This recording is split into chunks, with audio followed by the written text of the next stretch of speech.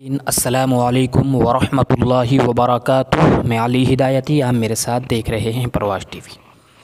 کل 9 تاریخ کو شب برات ہے، اسی کے تعلق سے دارالعلوم دیوبند کا ایک اہم بیان سامنے آیا ہے۔ دارالعلوم دیوبند نے ایک لیٹر پیڈ کل 7 تاریخ کو جاری کیا ہے۔ آئیے جانتے ہیں لیٹر پیڈ کے اندر کیا لکھا گیا ہے۔ موجودہ حالات میں 2 ضروری گزارشات۔ نمبر 1، شب برات سے متعلق 9 اپریل بروز جمعرات شعبان کی 14 تاریخ ہے۔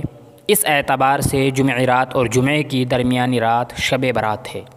اس رات میں ذکر و عبادات، دعا و استغفار کی کثرت اور اس کے بعد والے دن روزہ رکھنے کی فضیلت احادیث سے ثابت ہے، لیکن کوئی عمل اجتماعی شکل میں کرنے کا کوئی ثبوت نہیں ہے۔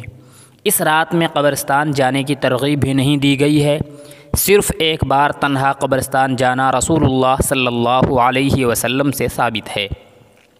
اس کے باوجود بہت سے لوگ قبرستان یا مساجد میں اجتماعی طور پر جاتے ہیں اور مختلف اعمال کرتے ہیں۔ اس لیے تمام مسلمانوں کو متوجہ کیا جاتا ہے کہ موجودہ حالات میں جب کہ ضروری اعمال یعنی نماز باجماعت اور جمعہ وغیرہ کے لیے بھی نکلنے پر پابندی ہے، شب برات میں مساجد یا قبرستان جانے کا ارادہ بھی نہ کریں۔ اپنے بچوں اور جوانوں کو باہر نکلنے سے باز رکھیں۔ چراغاں یا پٹاخہ بازی جیسی رسوم اور گناہوں سے مکمل پرہیز کریں، اور حسب توفیق رات میں نوافل اور دعا استغفار کا اہتمام حسب معمول گھروں میں رہ کر کریں، اور 15 شعبان بروز جمعہ بشرط ہمت روزہ رکھ لیں کہ وہ مستحب ہے۔ اس کے علاوہ ہر قسم کے اجتماعی یا خود ساختہ غیر ثابت اعمال سے مکمل پرہیز کریں۔ نمبر 2، لاک ڈاؤن کی پابندیوں سے متعلق کرونا وائرس کے خدشے کے تحت دنیا کے اکثر ملکوں کی طرح ہمارے ملک میں بھی لاک ڈاؤن نافذ ہے، جس کے 14 دن گزر چکے ہیں، لیکن ابھی تک بعض لوگوں کے بارے میں یہ شکایت سننے میں آتی ہے کہ وہ بسا اوقات اس پابندی کی خلاف ورزی کرتے ہیں۔ شاید ایسے لوگ ان پابندیوں کو صرف حکومت کی انتظامی پالیسی کے طور پر دیکھتے ہیں۔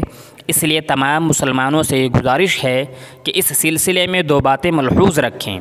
نمبر 1، حکومتی قوانین کی پابندی بھی ہماری اخلاقی و شرعی ذمہ داری ہے، خاص طور پر اس صورت میں کہ حکومتی پابندیوں کا مقصد بھی شہریوں کا تحفظ ہی ہے۔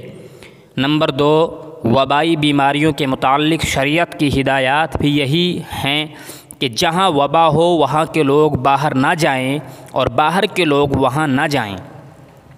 اس کے متعلق احادیث نبویہ اور حضرت عمر فاروق رضی اللہ عنہ اور دیگر بہت سے صحابہ کرام رضوان اللہ علیہم اجمعین کے طرز عمل سے بھی یہی رہنمائی ملتی ہے۔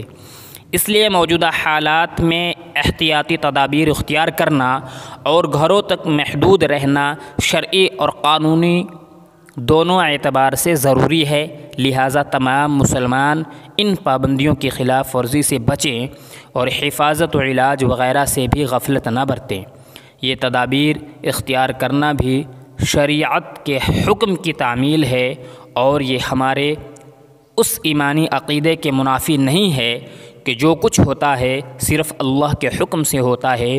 ہمیں یہ عقیدہ بھی شریعت نے دیا ہے، اور تدبیریں اختیار کرنے کا حکم بھی شریعت سے ملا ہے۔ اسی کے ساتھ کثرت سے استغفار، درود شریف اور آیت کریمہ پڑھنے کا اہتمام کریں، اور اللہ تعالیٰ سے اپنے لیے اور پورے عالم کے لیے عافیت کی دعا مانگتے رہیں۔ اللہ رب العزت ہم سب سے راضی ہو جائے اور سب پر رحمت نازل فرمائے۔ آمین۔ وما علینا الا البلاغ۔